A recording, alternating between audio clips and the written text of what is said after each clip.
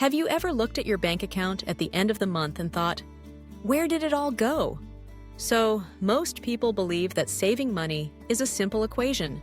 Spend less than you earn and watch your savings grow. But what if the real struggle isn't just mathematical? What if it's psychological, environmental, and emotional? Imagine that every day, without realizing it, you're walking through a maze designed to make saving almost impossible, no matter how careful you are. This is the invisible system that silently shapes your financial life. It starts with the world you wake up in. From the moment you open your eyes, subtle forces begin to shape your thoughts about money. Scrolling through your phone, you don't just see updates from friends and family. You're bombarded by targeted ads, curated content, and influencer lifestyles. Each image and video whispers the same message, that happiness, success, and belonging are just a few purchases away. And it's not random. Entire teams of behavioral scientists work to make sure those ads appear at the exact moment you're most likely to click. Algorithms learn your habits, your moods, your weaknesses. They know when you're restless, bored, or anxious. With every scroll, you're not just browsing. You're being nudged, gently but persistently, towards spending. But the challenge isn't just online. Look at your environment. The people you spend time with, the places you go, the conversations you have. All of these influence your financial behavior more than you realize. Humans are social creatures. We unconsciously mimic the habits of those around us. If your friends and colleagues see saving as optional or even unnecessary, if they live for the next payday or the next big purchase, you're much more likely to adopt the same mindset. It feels normal, even inevitable. And so the cycle continues. Spending is celebrated, saving is sidelined. Yet this isn't just about external pressure. The real battle takes place inside your own mind. We've all been taught, directly or indirectly, that saving money means deprivation, that it's about saying no to things you want, enduring discomfort, and putting off happiness for a distant future. It's no wonder that every attempt to save feels like a punishment. Add to this the emotional storms of everyday life. When you're stressed, lonely, or bored, spending money offers a quick burst of relief. A small purchase, a treat, a night out. It soothes the discomfort, if only for a moment.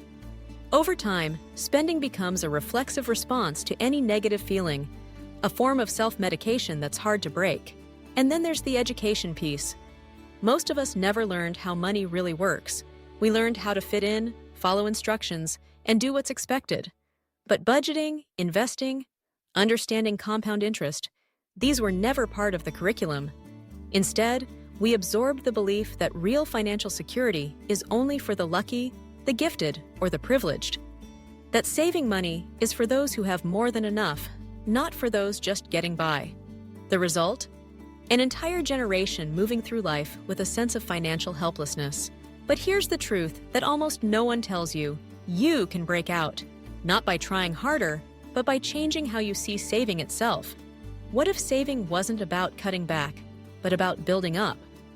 What if, instead of focusing on what you're losing, you concentrated on what you're gaining? Peace of mind, flexibility, freedom. This shift in mindset is the key to escaping the invisible system.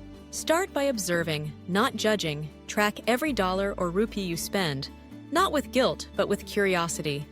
Where does your money actually go? What patterns emerge? Awareness is the first step to breaking out of autopilot. Then, flip the script on saving.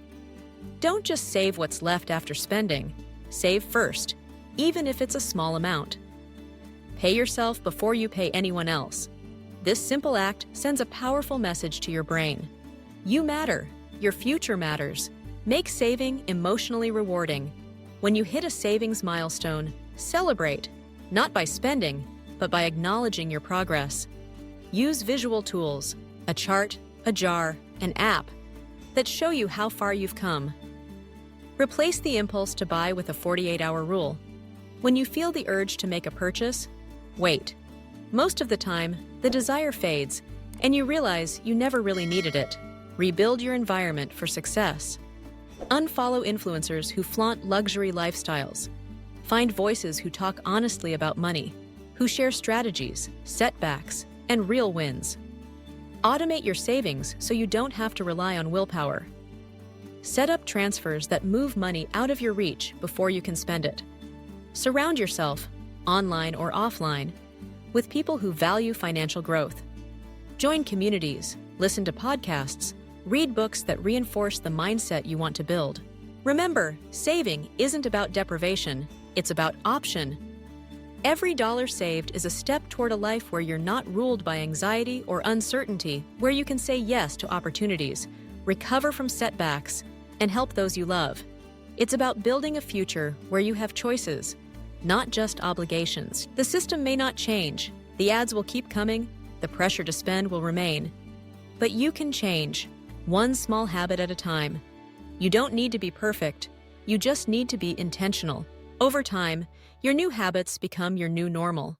And when you look back, you'll realize it was never about how much you made, but about what you kept, how you managed it, and whether you lived by design or by default. This is your invitation to a financial awakening, to step off the treadmill of endless spending, to question the messages that surround you, and to build a life where money serves you, not the other way around.